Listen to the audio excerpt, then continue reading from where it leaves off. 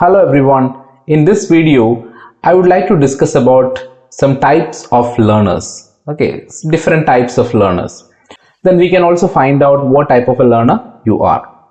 So these types are basically based on how we are actually looking at this examination, or how our preparation journey is, or how we are actually studying. What is the action that we are taking? Are you serious about this examination? Do you think about this examination? Okay, what are the different help you will actually take, and what is your motivation behind this examination? So all these things are actually important. So many factors are actually responsible for the success of a wonderful learner, but there are few factors I would like to mention so that you can also work on your areas. Okay, you can, if you are feeling like, okay, I'm actually low in this particular area, you can just work on that and you can better yourself in that particular area. So let's see what are the important types of learners. So there are four important categories we can actually look at. One is not serious, not practical and motivated by others. Then serious, not practical and motivated by others. Serious, practical and motivated by others. And serious, practical and self-motivated. So these are the four important categories. There are many other categories also of people we can actually see, but I am just selecting these three areas only. Okay, these three areas in four categories. So now let's see what are the important characteristics of a practical learner or a successful learner. Okay, I'll be showing only the positive things. Okay, the positive elements only I'll be showing. So the first one is, what do you mean by serious candidate? Okay, the serious candidate means that person or that individual is very serious about the exam preparation. They draw inspiration and from motivational stories. They watch motivational stories and they actually draw that inspiration from those stories or the movies or whatever it is. They aspire to become an officer. Okay, IAS, IPS, IFS, many officers are there, right? Because it is civil services, many services are there. So they aspire to become an officer, civil service officer. And they also surround themselves with dedicated candidates. Because they are serious, they would like to discuss about this examination. They would like to share that information with others. And they always want people who are actually very serious about this examination. They don't want people who are actually taking this as a funny thing or a joke or just for time pass. They don't want to engage with people like that. You can also see mix of this also, but this is the characteristics of very serious candidates. Now then, practical. What are the important characteristics of practical candidates? They create detailed plans and schedules. Okay, they create detailed plans. They know what to do today and what to do this week and this month. They have a very clear plan about it, and they adhere to the plans and consistently they work on it. Because if you make a plan, they are very clear that they have to follow it, and they clearly follow it also, because they know that what they are completing, what they are going to complete. If you're asking about their preparation journey to such kind of a person, they'll be able to answer, okay, these are the topics I have already covered and these are the pending topics for me. I will be covering it in detail in the next month or the next to next month.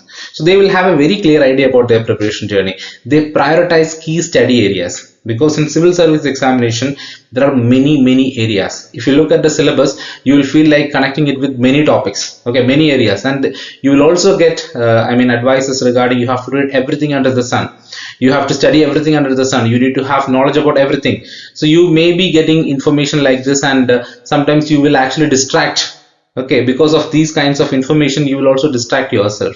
So these practical people, they are very clear about what to study, what are the key areas for studying. For that, they will actually look at the PYQs, the previous year's question papers they will look at, and they will also see the pattern of the examination. They will also see the interview patterns. They will also see the mains examination pattern, the prelims examination pattern, how the questions are actually asked. So they know, they actually study this examination, then they start preparing for this examination. So they are very clear, they are very particular about the key study areas. Then they use only the most essential and reliable resources. This is a very crucial area, because for civil services examination you have many support systems. Okay, you have a lot of coaching centers, you have a lot of study materials available in the market, but do you think all these materials are important? No, all these materials are not important. You need to prioritize which is the material that you need. For example, like if you're studying Indian polity, you don't need 5 to 6 books of Indian polity. Just focus on 1 or 2 books. and one constitution book you need to keep it as a reference. So that should be the way, because they don't want masters in this particular area. They don't want to have people who are actually taken PhD in a particular subject. No, they don't want people like that. They want people who are actually knowledgeable about something, right? Knowledgeable about the things that are mentioned in the syllabus, the topics that are mentioned in the syllabus. Okay, so you have to choose the most essential and reliable resources, and that should be minimum. So that should be very minimum. Now, self-motivated, the most crucial area where your mind is very important. Okay, you understand the purpose. If somebody is asking you why you are preparing for this examination, you have a very clear-cut answer for that. You know your purpose. Then the reasons are very clear. You don't need to ask anybody else that, okay, why you want to prepare for this examination. If you're motivated by others, then you need to find a practical answer for it. But people who are self-motivated, they know the answer. They know the purpose for preparing for this examination. And you recognize the benefits of your learning.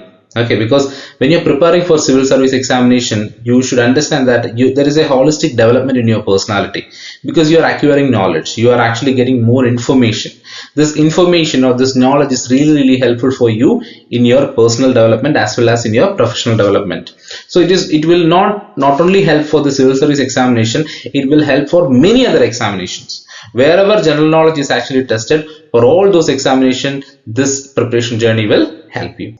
You adapt to optimal learning conditions. Okay, because the purpose is very clear. Now you need to work on that. So your surroundings, your situation doesn't matter. If you are really passionate about something, then you are in a journey to capture that. You are in a journey to gain that. So in that journey, you know what to do. Wherever you are, you know what to do, because we are all coming from different background. Okay, so everybody will not get the same situation. Everybody will not get the same circumstances for studies. So based on your circumstance, you know your purpose and you will actually work towards your goal. Then you embrace being a lifelong learner, because being a civil servant is not just preparing for this examination alone. Okay, when you become a civil service officer, your learning should be much more. Okay, you have to learn a lot. Okay, because you need to deal with many things in your life. So you have to learn a lot in your professional as well as in your personal life. So you have to learn a lot. You need to be a lifelong learner, and this preparation journey will definitely be a foundation for that. And these self-motivated people, they really understand that the purpose of this self-learning and the lifelong learning. They clearly understand that. Then you work to satisfy yourself. You're not satisfying others. You are not studying because your parents are actually looking at you. You are not studying because your friends are actually looking at you or your teachers are actually looking at you. No, you are studying for yourself. Your motivation is within you. Okay, you are actually highly inspired and highly motivated to study for this examination. You may get motivation from motivational stories or success stories, etc. But within you, there is inspiration and motivation. Okay, so you are self-motivated. So these are the different categories of people. So this combination is really good. I'm not saying that everybody will be coming in the same combination, that is the very serious or practical and self-motivated. We cannot expect that everybody will be coming in the same category. But if you think you are in some other categories which will not help you in this examination, then you need to work on that area. So again, the 4 areas: not serious, not practical, and motivated by others. Very difficult, because first of all, you are not serious, you are not self-motivated, and you are not practical at all. The most important element of this preparation is the action. So you have to be practical. That is very important. So if you are belonging to this particular category, you have to change that. You need to work on yourself and you need to be in some other categories. Okay, the second category is serious, not practical, and motivated by others. You are serious about the examination, but you are not practical. Again, the problem comes there. So you have to be very practical. Your action is very important. You may be dreaming about the examination, you may be dreaming about becoming a civil service officer. That will not help you in the examination hall. Your action will help you in the examination hall. You need to prepare for that. You need to go for answer writing. You need to have a very properly managed timetable. Okay, your notes should be very proper. You should be following the daily news analysis. Everything should be there. So that action is really, really important. Now, serious, practical and motivated by others, they have a very good chance of actually entering into the service. Their only area which is actually lacking is motivated by others, but that is not a lack, okay, because if you think like that is okay for you, then absolutely fine.